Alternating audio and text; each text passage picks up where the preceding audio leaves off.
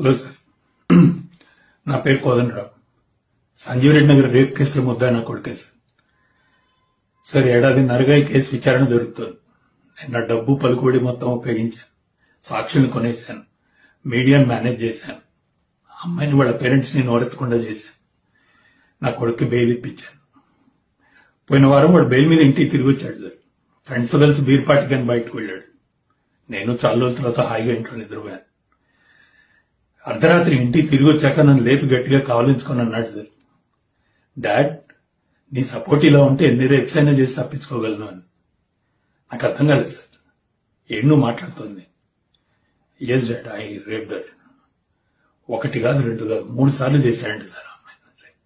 He was excited, చాలా excited గా వర్ణిస్తున్నాడు దాన్ని. ఎక్కడో ఏదో వీడియో చూసాట దాన్ని ఇమిటేట్ చేశాడు సార్. వాళ్ళ ఫ్రెండ్స్ కి అది లైవ్ ఫీడ్ పంపించాడు. And they were watching it live and enjoying it. How barbaric it is. నాకు ఏం చేయాలో అర్థం కాలేదు. కళ్ళు బయలు గమ్మినాయి. మీకు ఎలా అయినా సరే ఇది చెప్పాలి.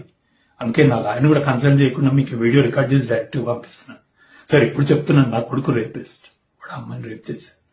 ప్లీజ్ వాడిని కఠినంగా శిక్షించండి సార్. నా లాయర్ వాదిస్తాడు, వాడి అఘాయిత్యం చేసే టైంకి వాడి వయసు 17 years, so treat him as a minor అని. No sir, is not a minor. వాడికి ఫస్ట్ సెక్షువల్ ఎక్స్పీరియన్స్ 2 ఏళ్ల క్రితం అయింది సార్. He was 16 then. వాడు మైనర్ ఏంటి?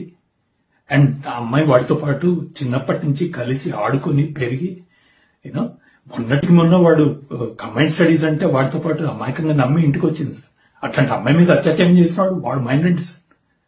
అయినా రేప్ అనే థాట్ మైండ్ లో వచ్చినాడు. అసలు మైనర్ ఎలా అవుతాడు sir? He has to be treated as a fucking major. That's it. So వాడి నిర్భయ కేసులో లాగా వాడు ఉరి తీస్తారు, లేదా దిశ కేసులో లాగా ఎన్కౌంటర్ చేసి పారేస్తారు. సౌదీ అరేబియాలో రాళ్లు పెట్టి కొడతారండి సార్. అలా కొడతారు, మీ ఇష్టం సార్. ప్లస్ కఠినంగా శిక్షించండి. మీరు వేసే శిక్ష వాడికి ఆఖరి అవకాశం కావాలి వాడు మారటానికి. Please sir. నా భార్య గీత, నా భగవద్గీత, తన రచయిత్రి సార్. వాడికి మాధవ్ అనే పేరు పెడతా అంటే వద్దు, వాడు దేవుడు అవనవసరం లేదు, మనిషి అయితే చాలు అని వాడికి మానవ్ అని పేరు పెట్టింది సార్. తనకి 3 ఏళ్ల వయసు ఉన్నప్పుడు తనకి క్యాన్సర్ డయాగ్నోస్ అయింది.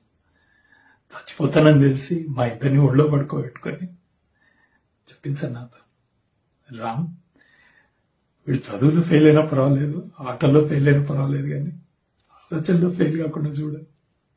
నేను మాట ఇచ్చాను సార్ తనకి. ఆ మాట తప్పాను, అది కోసేస్తుంది. డబ్బు సంపాదించే యావలో పడి వీడి తల్లిని లోటు లేకుండా తీర్చాలి. ఇప్పుడు ఆలోచనలు ఎలా మారుతున్నాయో నేను గమనించలేకపోయాను సార్.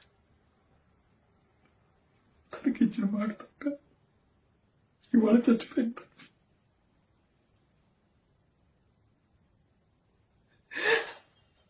ఆ అమ్మాయి మీద వాడు చేసిన అత్యాచారంలో సగం బాధ్యత నాది సార్. వాడి వేస శిక్షలో సగం నాకు ఆ రాళ్ళ పెట్టి ముందు నన్ను కొట్టాడు సార్.